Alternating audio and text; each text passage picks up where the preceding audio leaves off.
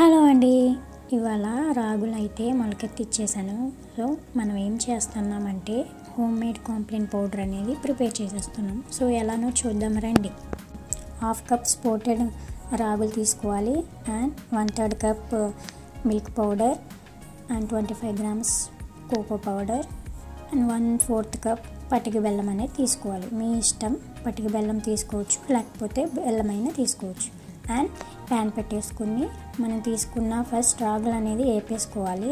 And మొలకెత్తిచ్చినవి అనేది కొంచెం ఉంటాయి కదా, అవి కొంచెం తీసుకుని సైడ్కి అనేది పెట్టేసుకోండి. సో ఎందుకంటే అవి ఇప్పుడే వేసేస్తే ఏంటంటే మాడిపోతాయి, అందుకని అవి లాస్ట్లో అనేది వేపుతున్నాం.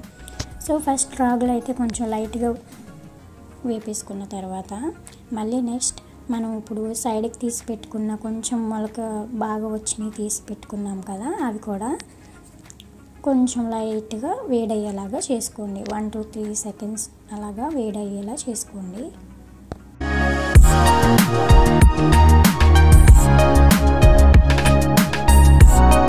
ఇలా వేయించి పెట్టుకున్న రాగుల్ని మనమైతే మిక్సీ జార్లోకి అయితే యాడ్ చేసుకోవాలి. మిక్సీ జార్లోకి యాడ్ చేసుకున్న తర్వాత ఫైన్గా బ్లెండ్ అయితే చేసుకోండి.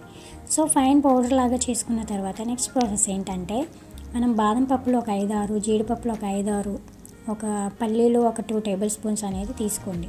అండ్ మనం ఇందాక వేయించి పెట్టుకున్న రాగులు వేయించి పెట్టుకున్న ప్యాన్లో అందులోనే పల్లీలు అనేది యాడ్ చేసుకుని బాగా వేయించుకోవాలి. సిమ్లోనే పెట్టుకుని వేయించుకోవాలి. సో పల్లీలు అనేది ఇలా బాగా వేగిన తర్వాత ప్యాన్లోకి అనేది తీసేసుకోండి. అండ్ నెక్స్ట్ జీడిపప్పులు అనేది యాడ్ చేసుకుని అవి కూడా బాగా వేగిన తర్వాత అవి కూడా ఒక ప్లేట్లోకి అయితే ట్రాన్స్ఫర్ చేసుకోండి. అండ్ జీడిపప్పులు కూడా ఇలాగా బాగా వేయించుకున్నాక జీడిపప్పులు, బాదం పప్పులు, పీనట్స్ అనేది బాగా వేగిన తర్వాత మనము ఇందాక ఫైన్గా బ్లెండ్ చేసుకున్న రాగులు ఉన్నాయి కదా, అందులోకి అయితే యాడ్ చేసేసుకోండి. సో యాడ్ చేసుకుని మళ్ళీ ఒకసారి అయితే మిక్సీ పట్టండి. అండ్ ఇలాగా మిక్సీ పట్టిన తర్వాత నెక్స్ట్ అయితే జల్లించుకోవాలి. ఫైన్ పౌడర్ లాగా జల్లించుకోండి. ఎలా అంటే చూర్ణం పిండిలాగా జల్లించుకోవాలి. ఆ క్లిప్ అనేది మిస్ అయింది. సో నెక్స్ట్ జల్లించుకున్న తర్వాత నాకైతే 1/2 కప్ రాగులకి మళ్ళీ 1/2 కప్ వచ్చింది.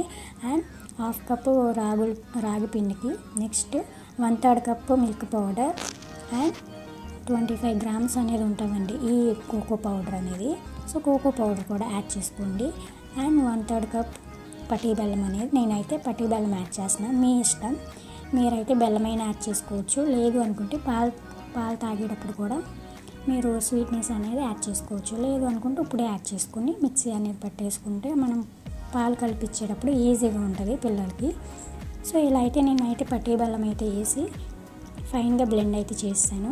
సో ఇలా నా దగ్గర అయితే కొంచెం ఆల్రెడీ ఉంది. కొంచెం ఉండగానే నేనైతే రెడీగానే మళ్ళీ నెక్స్ట్ ప్రిపరేషన్ అనేది చేసుకుంటాను.